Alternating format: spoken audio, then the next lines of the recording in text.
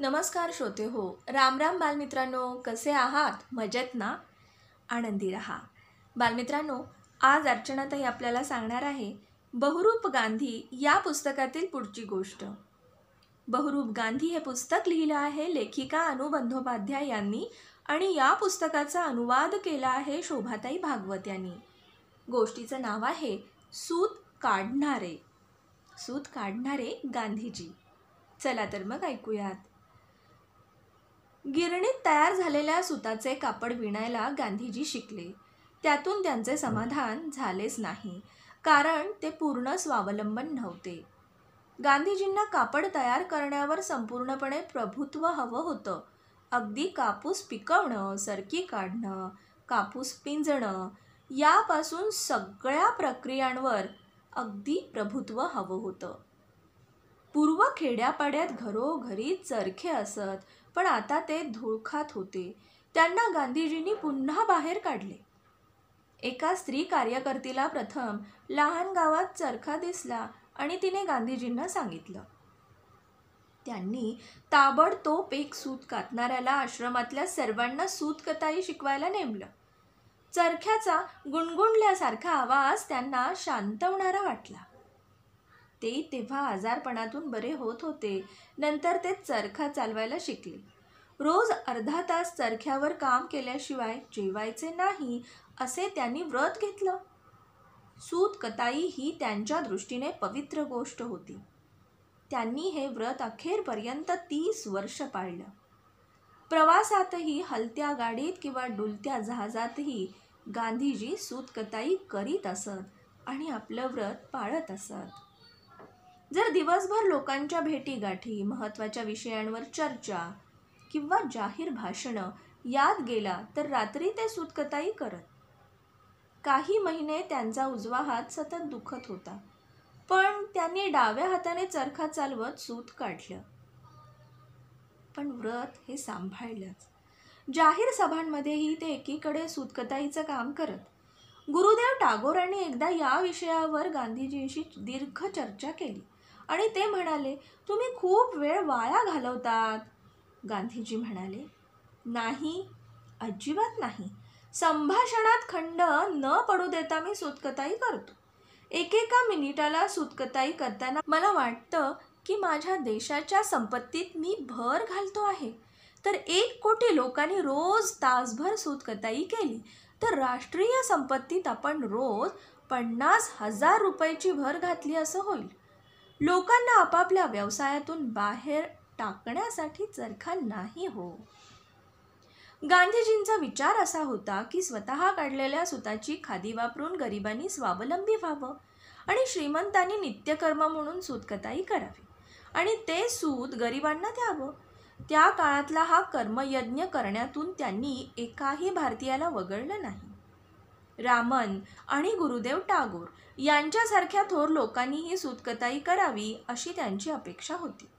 राजपुत्र असो किंवा साधा शेतकरी असो, त्यांना खायला अन्न आणि अंगावर वस्त्र लागतंच की. त्यामुळे त्यांनी शारीरिक श्रम केलेच पाहिजेत असा गांधीजींचा विश्वास होता. एकदा गांधीजी म्हणाले होते, सूतकताई करताना एक धाग्याबरोबर मी भारताचं भवितव्य घडवतो आहे असा माझा विश्वास आहे. चरख्याशिवाय या देशाला स्वातंत्र्य मिळणार नाही. विद्यार्थ्यांना ते सांगत, तुम्ही एक वार खादीचं कापड वापरलं याचा अर्थ गरिबांच्या हातात काही पैसे गेले. हाती तयार केलेलं जाडभरडं कापड वापरणं हा जीवनातला अर्थपूर्ण साधेपणा आहे. खादी म्हणजे आपला आत्मा आहे. हो, खादी म्हणजे आपला आत्मा आहे. गांधीजींनी त्यांच्या आयुष्यात खादीचा दर्जा बदलण्यात प्रोत्साहन दिलं नाही. ग्राहकांच्या मागण्यांकडेही फार लक्ष दिलं नाही. त्यांना खादीला ब्लीच करणं कधीच आवडलं नाही. खादी भांडारांना त्यांची सूचना अशी होती की लोकप्रिय फॅशनचे कापड करू नका. लोकांमध्ये नव्या रुची निर्माण करा. खेडेगावांची माणसं 4 ते 10 महिने निरुद्योगी असत. त्यांनी चरखा चालवावा असे गांधीजींना वाटे. यंत्रयुगामध्ये गांधीजी ही चरखा चालवण्याची कला पुन्हा जिवंत करत होते. याबद्दल टीकाकार त्यांना हसत असत. गांधीजी म्हणत, शिवणयंत्र आली तरी सुईने आपली जागा त्याला दिलेली नाही. टाईपरायटर आले तरी हाताने लिहिणं सोडलेलं नाही. सूतगिरण्या आल्या तरी चरखा अगदी आतल्या खेड्यांमध्येही पोहोचू शकतो. गिरणी मात्र आतवर पोहोचू शकत नाही. असहकाराची चळवळ आणि विदेशी मालावर बहिष्कार घालण्यापूर्वी 1921 या वर्षी जेव्हा गांधीजींना कोणी भेटायला येत तेव्हा ते खोलीत बसत, चरखा चालवत आणि कस्तुरबा आणि ते स्वतःचे कापड स्वतः कसं विणतात ते दाखवत. दिवस दिवस ते चरख्याबद्दल बोलत, त्याबद्दल लिहित आणि सबंध देशाला स्फूर्ती प्रेरणा देत असत. मोतीलाल नेहरूंनी त्यांचे सर्व परदेशी कपडे जाळून टाकले. ते खादी वापरू लागले आणि अलाहाबादच्या रस्त्यावर एकदा त्यांनी खादीची विक्रीही केली. हजारोंनी त्यांचे अनुकरण केले. 1925 या वर्षी चरखा संघ स्थापन केला आणि 50,000 चरखे घराघरात फिरू लागले. बालमित्रांनो, जवळजवळ 50,000 सूतकामगार 1500 गावांमधून काम करू लागले. याशिवाय विणकर, छपाई कामगार, रंग लावणारी माणसं आणि शिंपी सर्वांनाच काम मिळालं. टकळ्या आणि चरखे तयार करण्याचं काम खेडेगावातल्या सुतारांना, लोहारांना मिळालं. चरख्याने अशा प्रकारे समाजाला जीवन दिलं, स्त्रियांची अब्रू सांभाळली आणि भुकेल्या मुखांमध्ये घास भरवले. पुढील 5 वर्षात खादीचे उत्पादन आणि विक्री वाढली आणि 1 लाखाहून जास्त सूत कामगारांना काम मिळालं. प्रशिक्षणार्थींना खादी तयार करण्यामधल्या सर्व प्रक्रियांचे प्रशिक्षण दिलं जाऊ लागलं. गांधीजी म्हणाले, या छोट्या गिरणीबरोबर स्पर्धा करेल असं मला जगात काहीही दिसत नाही. चरखा संघाने गेल्या 18 वर्षात लाखो गरजू स्त्री पुरुषांना 4 कोटी रुपये मिळवून दिले. एवढं काम केलेला आणि चरखा संघा एवढंच भांडवल गुंतवलेला एक तरी उद्योग मला दाखवा. काही कुटुंब अशी होती की त्याने कापसासाठी फक्त 1 पैसा गुंतवला होता आणि सूत काढायला सुरुवात केली होती. दुसऱ्या दिवशी सूत विकल्यावर हे भांडवल दुपटीने परत मिळत असे आणि अशा प्रकारे हळूहळू सूत काढणाऱ्यांना स्वतःचे कापड घेता येत असे.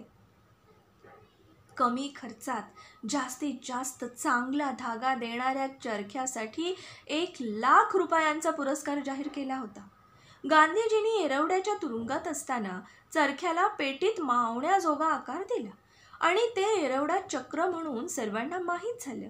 आणखी एक स्वस्त आणि साधी टकळी धनुष्य टकळी नावाने गांधीजींनी लोकप्रिय केली. त्यांनी असं शोधून काढलं की चरख्या इतक्याच वेगाने चरख्यावर निघणाऱ्या सुता इतकाच बारीक आणि चिवट धागा या धनुष्य टकळीवर काढता येतो. ते टकळीवरही सूतकताई करत. त्यांचा धागा फार बारीक नसे, पण त्याचा पीळ चांगला आणि सारखा असे. गांधीजी स्वतः घातलेल्या सुताच्या साड्या कस्तुरबांना देत असत. कस्तुरबा स्वतः नियमितपणे सूतकताई करत असत. कोणीतरी सांगितलं की सूतकताईमधून सूत कातणाऱ्याला रोज 1 किंवा 2 आणेच मिळतात. गांधीजी म्हणाले, भारतात सरासरी उत्पन्न दर माणसी दर दिवशी 3 पैसे आहे. जर चरख्यामुळे त्यात मी 3 पैशांची भर टाकू शकलो तरी चरख्याला मी अनेकांची कामधेनू म्हणतो ते बरोबर ठरेल. गांधीजींचा आग्रह होता की ग्रामीण स्त्रियांना आणि इतर कताई करणाऱ्यांना योग्य तो मोबदला मिळायला हवा. गांधीजी चरख्याचे मूल्य फक्त पैशाच्या स्वरूपात करत नव्हते, तर ते त्याच्याकडे जनतेत शक्ती निर्माण करणारं साधन म्हणून पाहत होते. चरख्यामुळे एखाद्या समूहाची शक्ती वाढते आणि लोकांना आपण एकमेकांच्या जवळचे कोणीतरी आहोत असे वाटू लागते. चरख्यामुळे श्रमांना प्रतिष्ठा मिळते. चरखा हे शांतीचे प्रतीक आहे, स्वातंत्र्य आणि सेवेचं प्रतीक आहे. चरखा स्वस्तातल्या साध्या साहित्यातून बनतो, सहज दुरुस्त करता येतो. चरख्यामुळे हातांची कुशलता वाढते. शेतीत काम करून ती वाढत नाही. चरखा बनवायला कोणा इंजिनियरची जरुरी नाही. चरखा शिकवण्यासाठी सुद्धा कोणा खास शिक्षकाची गरज नाही. ती सुंदर अशी सर्जनशील कला आहे. अगदी झोपडीत वृद्ध अशक्त माणसांना किंवा 5 वर्षाच्या मुलीला देखील चरखा चालवता येतो. एकदा एका टीकाकाराने गांधीजींना विचारलं, एकेकाळी जे भारतीय इतके तलम कापड यंत्राशिवाय विणू शकत होते, ते कापड त्यांच्या गरजा पुरवून पुन्हा परदेशी जात होतं, ते भारतीय गुलाम आणि गरीब कसे झाले? गांधीजींनी उत्तर दिलं, अनेक वर्षापूर्वी चरख्याचा स्वातंत्र्याशी काही संबंध नव्हता. त्याला गुलामीचीही पार्श्वभूमी होतीच. गरीब बाया भाकरीच्या तुकड्यासाठी किंवा त्या काळाच्या सरकारने फेकलेल्या 4 कवड्यांसाठी चरखा चालवत. आता आपण जास्त हुशारीने चरखा चालवायला हवा आणि सूतकताईच्या सर्व बारीक सारीक तपशिलांचा वैज्ञानिक दृष्टीने अभ्यास करायला हवा. निर्जीवपणे चरख्याचे चक्र फिरवत राहणं म्हणजे जपमाळेचे मणी ओढल्यासारखंच आहे. इतकाच जर चरख्याचा यांत्रिक उपयोग केला तर तो नष्ट होण्याच्याच लायकीचा राहील. मूलोद्योग शिक्षणातल्या शिक्षकांना सूतकताईचं शैक्षणिक मूल्य समजावून सांगताना ते म्हणत, चरखा हे सेवेचं माध्यम आहे. ते सुतारकाम, मातीकाम, रंगकाम यासारखं व्यावसायिक काम नाही. गांधीजींनी चरख्याला सूर्याची उपमा दिली. त्याच्या भोवती इतर हस्तकला कशा फिरतात ते सांगितलं. गांधीजींनी हेही सांगितलं की सुताचे फेरे मोजताना मुलांना अंकगणित शिकता येईल. याशिवाय भूगोल, इतिहास आणि निसर्गाचा अभ्यासही होऊ शकेल. कापूस प्रथम कुठे निर्माण झाला? कोणत्या प्रकारच्या मातीत कापूस पिकतो? वेगवेगळ्या देशांमध्ये कापसाच्या व्यापारात कशी प्रगती झाली? हे सगळंच्या सगळं मुलांना सूतकताईच्या निमित्ताने सांगता येईल. टकळीवर सूत कातताना मुलांना हेही शिकवता येईल की टकळीचा मधला दांडा लोखंडी का असतो आणि त्याची पितळी चकती विशिष्ट व्यासाची का असते. यातून त्या संदर्भातले गणित मुलांना शिकवता येईल. चरखा जयंतीशी संबंध जोडल्यावरच गांधीजींनी देशभर मोठ्या प्रमाणावर आपला वाढदिवस साजरा करण्याला संमती दिली. खादीचा वापर आणि सूतकताई यांची लोकप्रियता वाढवण्याची एकही संधी गांधीजींनी सोडली नाही. ते जेव्हा काँग्रेसचे अध्यक्ष झाले, त्यांनी 4 आणे देऊन काँग्रेसचं सभासदत्व घेण्याऐवजी खादी विक्रीची जबाबदारी घ्यायला लोकांना सांगितले. काँग्रेसच्या प्रत्येक सभासदाने रोज अर्धा तास सूतकताई करावी आणि दर महिन्याला ठराविक प्रमाणात हाताने काढलेलं सूत खादी बोर्डाला द्यावं असं सांगितलं जाईल. त्यांच्या शेवटच्या काळात त्यांनी चरखा संघाला असं सांगितलं की जो खादी खरेदी करेल त्या प्रत्येक ग्राहकाने हाती काढलेलं थोडं तरी सूत द्यावं. तेव्हा लोकांनी खादीचं सूत तयार करण्याविषयी कुरकुर सुरू केली. तेव्हा गांधीजींनी विचारलं, जर लोकांनी सूतकताई केली नाही तर खादी कुठून येणार? कापडाच्या टंचाईविषयी कोणी बोलू लागले तर गांधीजी ते ताबडतोब खोडून काढत.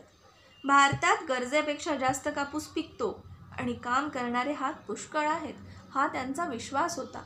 घराघरात चरखा किंवा टकळीच्या रूपाने छोटे कापड कारखाने सुरू केले तर कापडाची टंचाई कधीही जाणवणार नाही. सूतकताई ही हळूहळू त्यांची आतली गरज बनत गेली.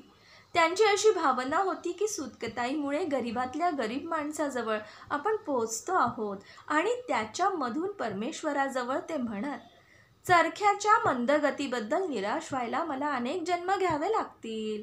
तुम्ही माझा यावरून त्याग केलात किंवा मला मारून टाकलं तरी मी चरखा मात्र सोडणार नाही. हो, गांधीजी म्हणत, मी चरखा सोडणार नाही. ती एक वेगळीच चरखा क्रांती होती. बालमित्रांनो, बहुरूप गांधी हे पुस्तक लिहिलं आहे लेखिका अनु बंदोपाध्याय यांनी. या पुस्तकाचा अनुवाद केला आहे शोभाताई भागवत यांनी. आणि बहुरूप गांधी या पुस्तकातील सूत काढणारे गांधीजी ही गोष्ट तुम्हाला सांगितली तुमच्या अर्चनाताईने. आपण उद्या पुन्हा भेटणार आहोत नवीन गोष्टीसह. तोपर्यंत घरीच राहा, स्वस्थ राहा, मस्त राहा, सर्वांनी काळजी घ्याल. धन्यवाद. वंदे भारत.